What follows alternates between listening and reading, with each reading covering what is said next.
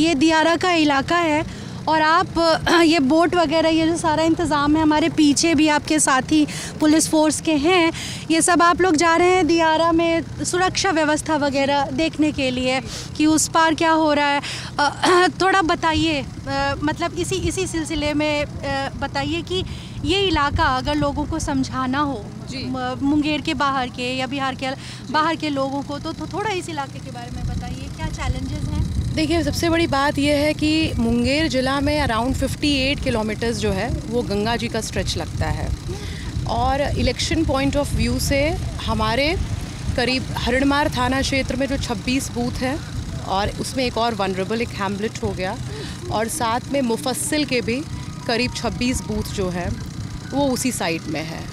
और क्योंकि एरिया इतना दूरस्थ है, जैसे आपने देखा कि हम लोग नाव से ही जा सकते हैं, अदरवाइज़ बहुत घूम करके जो लैंड रूट है 2-3 डिस्ट्रिक्ट्स को क्रॉस करके, तो डिफ़िकल्ट रहता है हमेशा।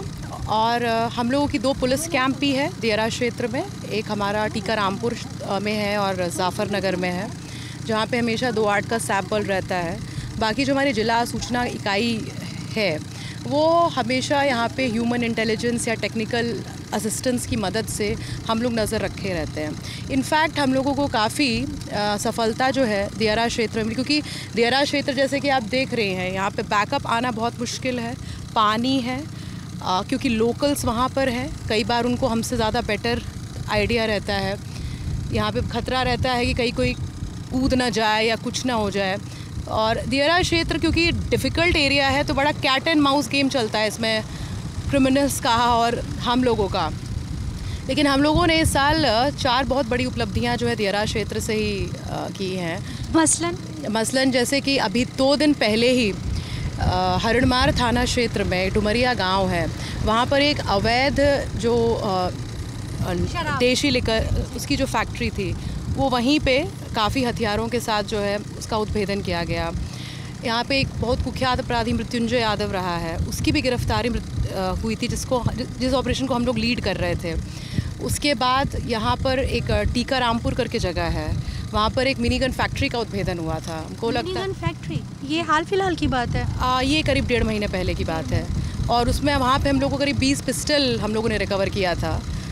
फिर यहाँ पे तौफीक दियारा करके वहाँ भी बड़ा कुख्यात अपराधी था, उसमें हम लोग की दोनों तरफ से गोलियाँ भी चली थी, पुलिस की तरफ से भी और उन लोगों की तरफ से भी। तो उसमें भी हम लोगों ने काफ़ी डिफ़िकल्टी से, मदन चौधरी नाम का क्रिमिनल था, काफ़ी दिनों से फ़रार चल रहा था, तो उसकी भी गिरफ्तारी की थी। मुठभेड़ का थोड़ा हमारी पहचान मतलब है, पता चलता है हमें, थोड़ा आप बता पाएँ फर्स्ट हैंड एक्सपीरियंस की जब अपराधियों और पुलिस के बीच मुठभेड़ होती है, क्या दृश्य होता है, कैसा होता है? देखिए, एक्चुअली डिफ़िकल्ट सिचुएशन होती है उसमें, क्योंकि ये होता है कि जैसा आपने बताया डिसिप्लिन फोर्स है, ऐसा नहीं होता है कि किसी को अंदेशा हुआ और उसने तुरंत फायर कर दिया। उसमें जो है जो कमांड कर रहा होता है, तो यूजुअली क्योंकि दियारा का क्षेत्र वैसा होता है, यूजुअली हम लोग 2-3 टीम बना करके चलते हैं बैकअप के लिए और फिर कमांड कंट्रोल के लिए कि हाँ यू हैव टू फायर। और हम लोग की कोशिश कभी भी नहीं रहती है कि हम पहले करें, अगर उधर से आता है हमारा कोशिश रहता है कि हम अपराधी को बिना किसी उसके हम लोग पकड़ लें, वो एक डिफेंस में, क्योंकि अब अगर वो हमारे ऊपर गोली चलाएंगे और अगर हम ही लोग नहीं कर पाएंगे तो फिर आप सोच सकते हैं कि उसमें कितना मनोबल गिरता है। तो इसीलिए एक जवाबी कार्रवाई बहुत इंपॉर्टेंट होती है। दियारा क्षेत्र में जब भी हम लोग जाते हैं तो एक बहुत ही डिटेल्ड ब्रीफिंग की जाती है, किस तरीके से करना है, किसको क्या डिसीज़न वहाँ पे लेना है, वो सब चीज़ पे नहीं छोड़ा जा सकता। इसकी प्लानिंग में 2 से 3 दिन तो कभी कभी आपको रेड में ही लग जाता है। और रेकी कई बार अगर बहुत डिफ़िकल्ट सा एरिया है, क्योंकि टापू टाइप का है, लोग भी कई बार डर के बारे सूचना नहीं देंगे आपको, तो आपको अपने ही स्तर से, तो जब आप एक बार दियारा क्षेत्र में उतर जाते हैं तो डिफ़िकल्ट होता है। मान लीजिए कहीं किसी ने फायरिंग किया या कोई, जैसे मैंने आपको बताया, पानी में ही कोई गिर गया, तो एक वो different law and order situation होने के चांसेस रहते हैं।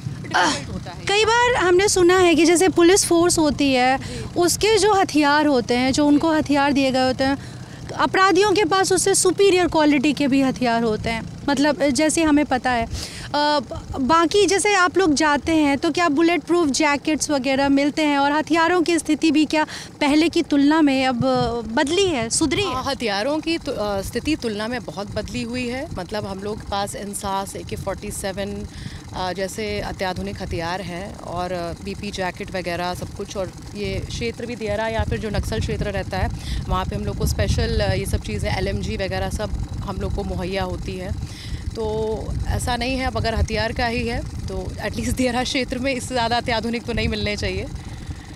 काफ़ी प्रोटेक्शंस है, बिकॉज़ हम लोग को अपना भी डिफेंस देखना होता है। और एज अ टीम लीडर मेरी सबसे बड़ी जिम्मेदारी ये है कि हम लोग सक्सेसफुल तो तभी होंगे जब हमारे यहाँ भी कोई क्षति ना हो।